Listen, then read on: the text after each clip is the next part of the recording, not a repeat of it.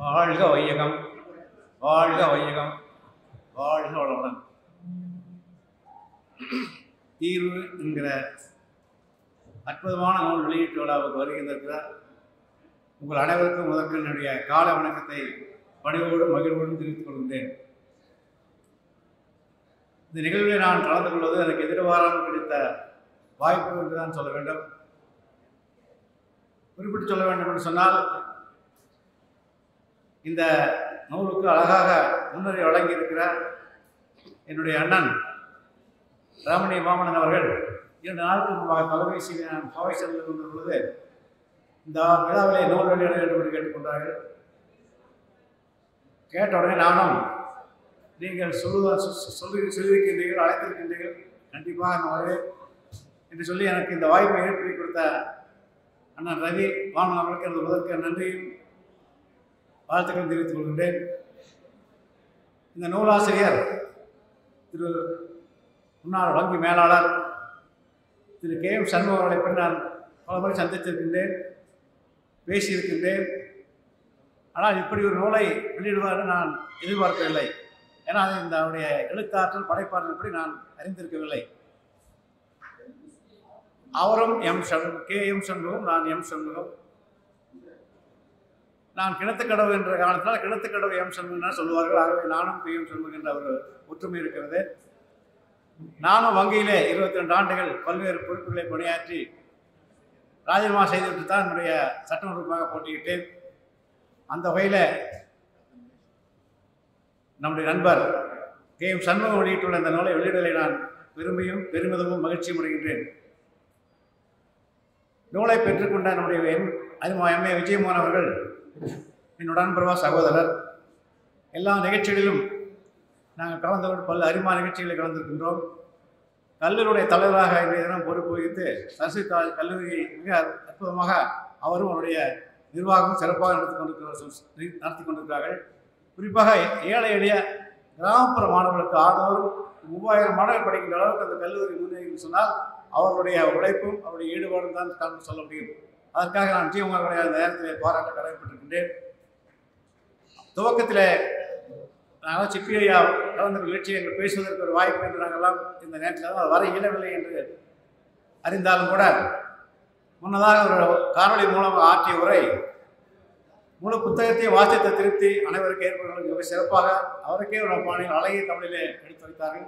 ஐயா அவருடைய நேரத்தில் என்னுடைய வணக்கங்களையும் வாழ்த்துக்களையும் அவர் எங்கிருந்தாலும் இங்கிருந்து தெரிவித்துக் கொள்கின்றோம். ஏற்கனவே சிபிஐயார்கள் இந்த கதைகள் பல்வேறு பதில்களை சுட்டி காட்டியிருக்கின்றார்கள். நம்முடைய விஜயகுமார் அவர்கள் இன்னும் சிறப்பாக பல்வேறு கதையினுடைய அம்சங்கள் எல்லாம் சொல்ல இருக்கிறார்.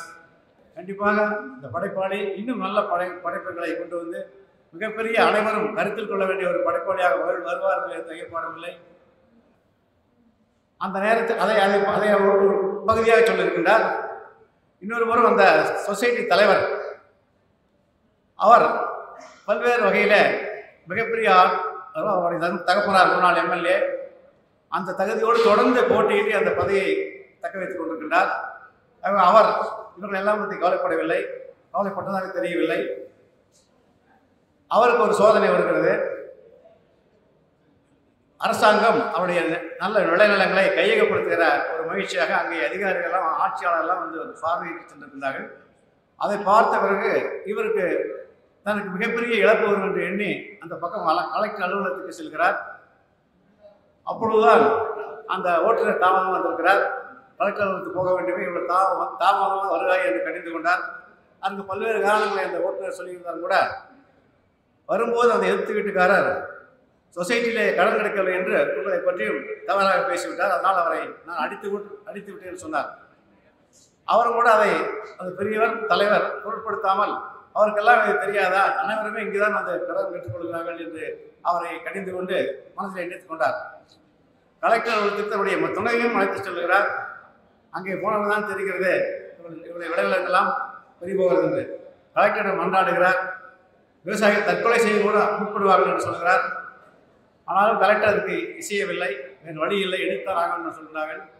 அப்பொழுது தற்கொலை என்று சொல்வதுதான் அவருக்கு ஞாபகம் வருகிறது. நம்முடைய கிராமத்திலே கடன் கேட்டு வந்தவர் அந்த கடன் கிடைக்கவில்லை என்றால் தன் மகள் கல்யாணம் நின்றுவிடும்.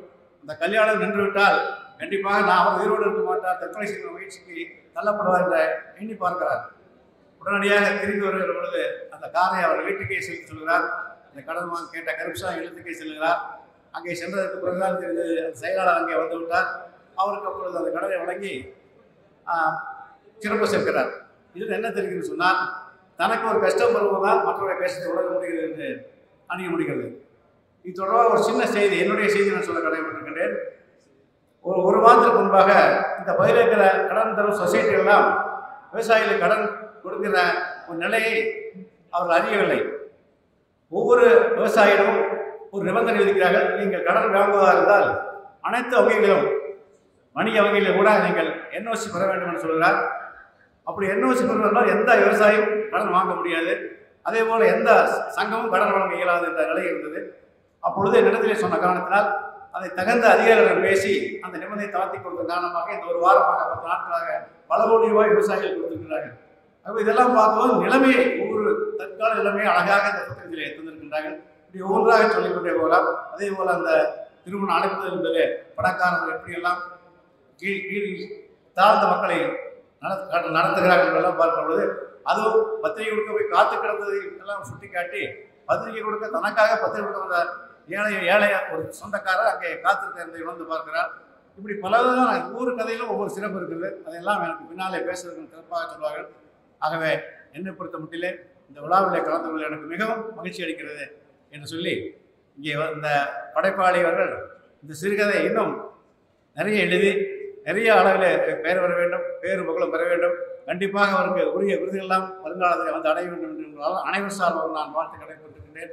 அதே போல இந்த முன்னுரை விளங்கிய டாக்டர் ரவி அவர்களும் விஜயமோகன் அவர்களும் இங்கே வந்து அத்தனை பெரியவர்களும் எல்லா வளமும் நலம் பெற்று வாழ வேண்டும் என்று வாழ்வாங்க வாழ வேண்டும் என்று வாழ்த்தி அமைகிறேன். நன்றி, வணக்கம்.